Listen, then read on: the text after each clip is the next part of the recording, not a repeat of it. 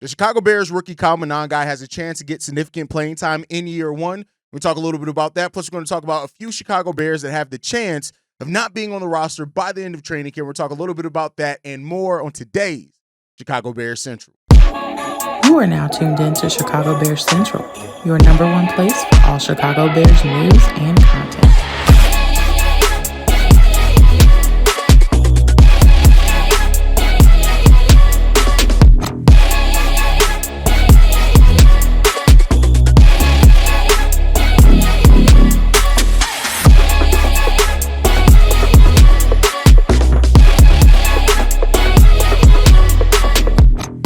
What's going on, Bears fans? Welcome to another episode of Chicago Bears Central, your number one spot for everything Chicago Bears related. I'm the host, Derek Hayes, but more importantly, you guys can follow the channel at Chi Bears Central on every social media platform we happen to be on. With that said, let's go ahead and get into this content for today, y'all. And we're going to start off talking about the Bears rookie Kyle Manangai, who, has really kind of turned some heads in training camp already, right? We know that the Bears missed out on some of their, well, not some of their top targets at the running back position, which then moved them to getting Kyle Manangai in the 7th round, which 233rd overall. Typically, those players don't always, make an impact for you right away, if ever really making an impact when it came down to it, right? We knew that Kyle Manangai was going to be a day 2 pick at minimum, right? And end up going, further back than when it came into that. But Kyle Manangai has been a standout so far in Chicago Bears camps. And, that was Ben Johnson who said this. In the running back room, Kyle Manangai has really stepped up. I appreciate the attention to detail and the pride he takes and how quickly he picks things up. If we know nothing else, we know that Ben Johnson appreciates players that not only step up, but do have that attention to detail. That is one of the things that is the backbone of a Ben Johnson offense, is the ability of the players to have that fine attention to detail. So much so that Ben Johnson has stopped practice. If pre-snap things don't look right, he's completely stopped practice and yelled at players, which, it gets me fired up because I love that attention to detail is so important for him that he wants to make sure that the Bears get that first. That attention to detail is something that he wants the players on the offensive line and the offense overall to grasp very early into this offseason. I think that speaks a lot. And the fact that a Bears rookie who, is coming in, who's had an amazing career collegiately and is a very smart football player, has come in and really picked up Ben Johnson's system. Where Ben Cooper of Pro Football Focus has Kyle Manangai on the list of running backs to stash in daily fantasy leagues. But let's talk about the analysis that he has, which I think is more than just fantasy sports. We don't cover fantasy sports here, but he says this. Much was made of the Bears' need for running back help this offseason, and they responded meekly by re-signing Travis Homer and drafting Kyle Manangai in the 7th round. Neither move was particularly world-changing on paper for Chicago's backfield, with DeAndre Swift leads now.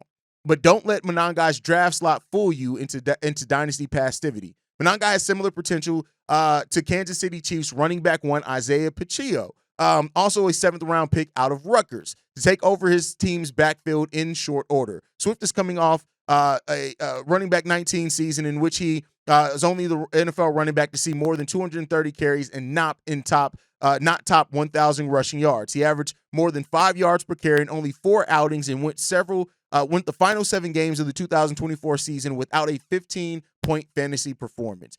Meanwhile, Manangai's 139 forced missed tackles over the past 2 years were 8th most among college football running backs, and he didn't fumble once across 4 seasons in action with the Scarlet Knights. Here's the thing, and I love what he points out there, and sometimes even in fantasy observation, you can talk a little bit, you can gather a little bit of what a player's strengths are. The fact that Kyle Manangai can force missed tackles, that's something that DeAndre Swift doesn't do well. That's something that Roschon Johnson doesn't do well. You bring in Kyle Manangai's ability as a pass blocker. You also bring up his tough running mentality, despite being, small, undersized per se, and his ability that he does not back down going through the tackles, between those 2 tackles. That's what it's going to be here. I get it. He's going to have an upward trend, and he's going to have an upward hill to climb, I guess the better phrase to say that, to get to the point of getting more snaps for this Bears team. But I tell you what, the fact of the matter is that DeAndre Swift, he's not long-term here for the Chicago Bears. Yes, the Bears paid him like a running back one, and I understand that. And I'm not saying that Manangai is going to pass him up right away, but I am saying that Manangai is going to offer more ability to run between the tackles, and he does get missed tackles. If that translates to the NFL, okay. Roschon, we know that Roschon as well has talent, especially as a pass blocker. Catching passes out the backfield is a really good thing for him. Absolutely. But let's be clear here. As much as my boy C-Dub loves Roschon Johnson, and overall here at Chicago Bears Central, we have an appreciation for Roschon. He's not done enough to separate himself in any type of conversation for running backs of the future with this team. Kyle Monangai has a huge opportunity here in front of him, being in the running back of the Chicago Bears. Now, I'm not saying he's going to be the running back one for years and years to come, but I'm saying that Kyle Manangi has an opportunity to carve out a role for himself in this offense under Ben Johnson with his attention to detail, running between the tackles, ability to force missed tackles, break tackles. Those are the things that Kyle Manangi can bring here. When you look at how a depth chart fills out, sometimes the thing that you really have to take a place in this, who has a skill set that the players above them typically don't have, and how that can create an opportunity for him to get more snaps as the season goes on for the Chicago Bears. That should be Kyle Manangai's thing, as well as Dazzle in the training camp and preseason. Preseason, he is going to get so much burn in the preseason that is where he's going to have an opportunity to really separate himself in this conversation and show the coaching staff, show Eric Bieniemy, show Declan Doyle, show Ben Johnson that, hey, that's cool. You got me third on the depth chart. I get that. But I'm going to play in a way that by the end of this, you're going to look at me and say, hey, we need to find a way to get that guy the ball. We need to find a way to get him out on the field. That's what Ben Johnson's system is all about, finding a way to put the ball in the hands of his playmaker. That's what it's all about. And if Kyle Manangai shows up to be one of those playmakers, I don't think Ben Johnson's going to look at him and say, oh, well, we can't play you because you were a 7th-round pick. No, he's going to look at it and say, all right, bet. This is what you do. This is what you bring to this team, and let's get it done. Let's get it done. And so let's hope that continues to be what we see here. And that's really what makes Ben Johnson such a dangerous, head coach, as far as a creative head coach, especially on the offensive side of the ball, is that he's a guy that is never afraid of continuing to work on and think about things. Like, I know people like to think, especially because who wants to watch Detroit Lions football, but Ben Johnson came in and he just had his system. Like, if you look at what Ben Johnson and the Detroit Lions offense was in 2023, which it was still a great offense, let's make no mistake about it, but then he fine-tuned a few things to make it even better in 2024. That's what you're going to see under Ben Johnson with the Chicago Bears, is a head coach that never rests on just having success. He finds ways to keep being successful. And that means that you have to kind of find different wrinkles. Again, not getting gimmicky, but getting to a point to where you're always finding different ways and avenues to get the most out of your players. And that's what good head coaching is. That's what good creative coaching is overall. You never want to just rest on the fact that you had some success and just keep it pushing at that. You don't want to do that. You look at the Detroit Lions last year, right? They had 46 70-plus yard touchdown drives last year. 46 on 70-plus yard touchdown drives. You look at where the Chicago Bears matched up in that. We barely ranked in that. The only reason we ranked is because guess what? You got to rank every team in the NFL to get there, right? So Ben Johnson is bringing something. The Chicago Bears were tied with Houston for dead last. We had 17 70-plus yard touchdown drives last season, where the Detroit Lions had 46 of them. 46 of them. So that's what you're looking for. As far as that, I know yesterday I talked about the importance on opening drives, finding success in those opening drives, getting more yards, going down the field. That's what Ben Johnson has in front of him to try to tinker and fix this Chicago Bears offense. And that's really, the Bears started off this overhaul of their offense the right way. The trenches. You have to listen. Most teams that are successful over years, a sustained period of time, have really good trenches. And that's what the Chicago Bears started this overhaul with, is really focusing on the trenches. I'm not saying that there aren't some quarterbacks that can overcome a mediocre offensive line. There is. But I'm saying when you look at how often it happens, right? The more common thing is that good teams to great teams, if they're great over time, 3-4 years, and have these runs, it's because the trenches are shored up. And that's something that Ryan Poles, and I got to give him credit for, whether it was Ben Johnson coming in or was him recognizing some of his own limitations and how it hurt this team. He made changes and addressed the trenches really good. Of course, we got Ben Johnson in here, made him one of the highest paid head coaches right away. That's great. That's great. Now you get to share that vision. But then when you look at what the Bears did as far as their offensive line and flipping that, hopefully, into one of their biggest strengths this season. Now, we got to see if that's going to end up being what we really see, right? There's hope that there's going to be that. But when you get Drew Dahlman, Joe Tooney, Jonah Jackson, draft Ozzie Trapillo, bring in Dan Rushar, still have Darnell Wright, Braxton Jones, Karen Amagaja, when you do that stuff, right? That's trying to make winning moves. That's the way I take it, at least, is that it's a team that's trying to do what it's going to take to make the right moves to start becoming a winning football organization and program. That's what you need here. And that's going to be something when you overhaul that philosophy. And then as far as the defensive trenches, right? Bringing in Grady Jarrett. Hopefully Andrew Billings is going to stay. Getting Dayo Odeyingbo, Shamar Turner, right? We talked about how it's fine to want to see more for Montez Sweat with what he's getting paid next season. You need more for Montez outside of just the counting stats, right? But you need more for Montez Sweat. That's going to play a huge part into all of this. The Bears addressing the trenches, usually trenches just makes it easier on you, right? Shout out to Crimson. You guys see him in the comment section who pointed out once. He was like, well, I trust a great offensive line to do more for our running game than getting a great running back and still having a mediocre offensive line. And that's valid. When you have a run blocking scheme and the talent to be able to do it, you can get more out of a so-so running back room. And, so we'll see what happens there with this one. But this was a time where Ryan Poles really finally started addressing the things that we have been seeing that needed to be addressed for years. We've seen that the trenches needed to be addressed. And, of course, he drafted Javon Dexter. He brought in DeMarcus Walker. It's not like he hasn't tried to do some things that help that. He has done that, right?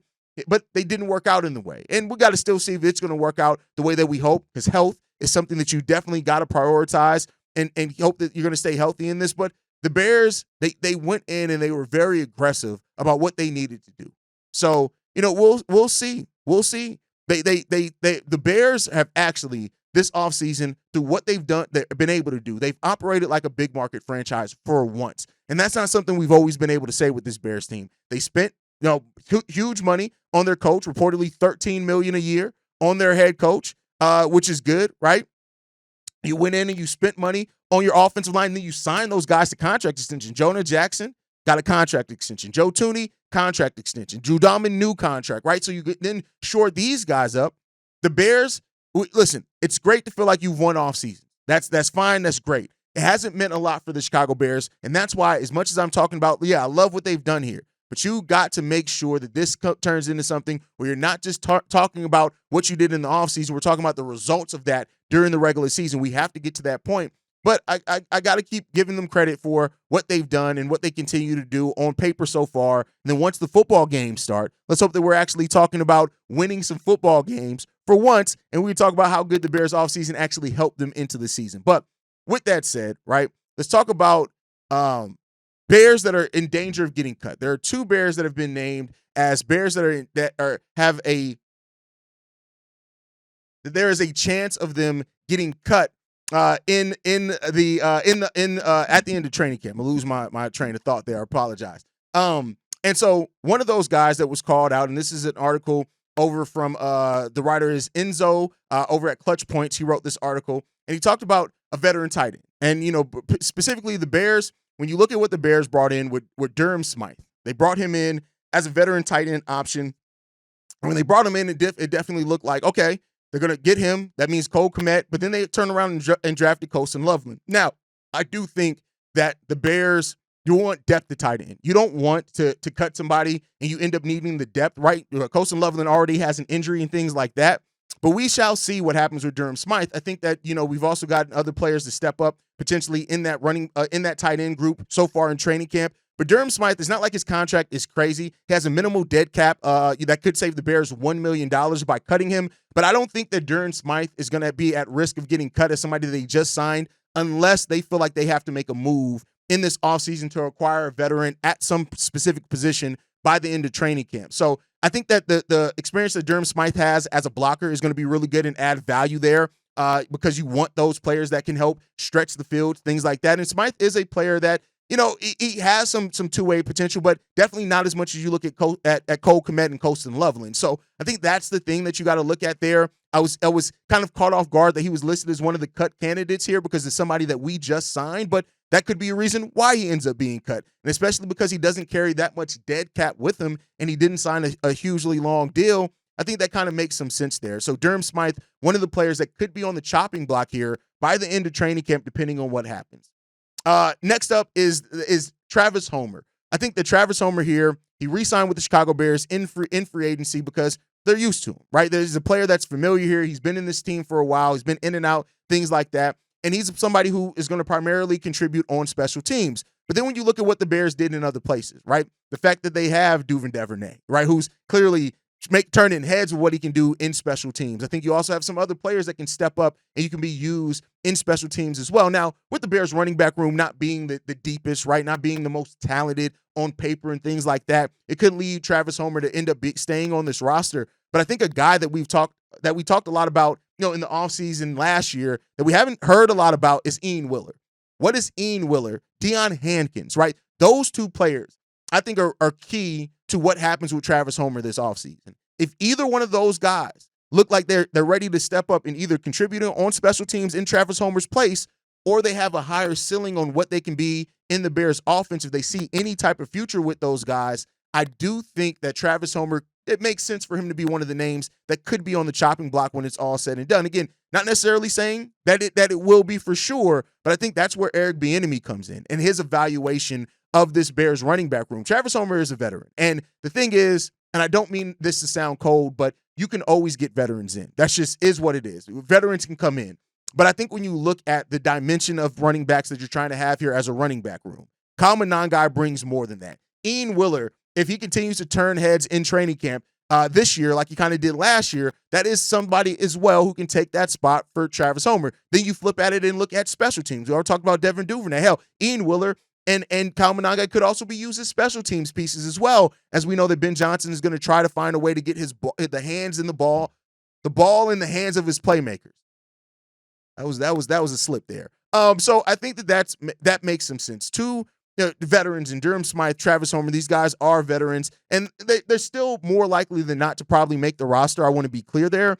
But I do understand why their inclusion on this list of Bears that could be cut in training camp. I also think, I get it, Dominique Robinson, Ben Johnson mentioned him as a player that really surprised some people, and the depth at the end isn't overall great, right? Or there's still some questions there. Alston Booker, Daniel Hardy, what do they look like in year two?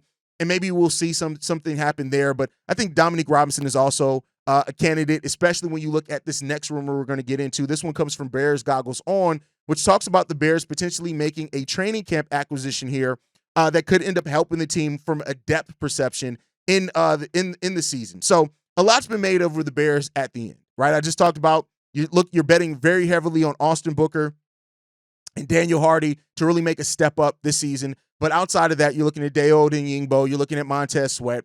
And so here over on Bears Goggles Now, they point out that Jadeveon Clowney is a player that the Bears could look to add depending on what they see in training camp.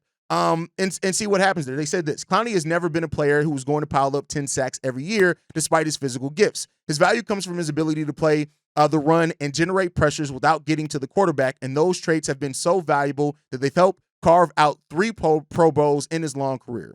Clowney has 30 quarterback hits and 15 sacks over the last 2 years, which are really good numbers, showing that he can still be an effective pass rusher without the same trademark athleticism that made him such a fear coming out of South Carolina. In the strongest division of football, the Bears have an equally strong chance of finishing last in the division once again as they do sneaking into the playoffs. Any improvement that can help take them over the line is one that Ryan Poles must consider, even if Clowney will likely have higher financial asking price than most. A coach like Dennis Allen, who plays a scheme very similar to the ones that Clowney has thrived in over the last few years, would love to get an ultra-reliable veteran who can still cause havoc heading into what will be his 11th professional season.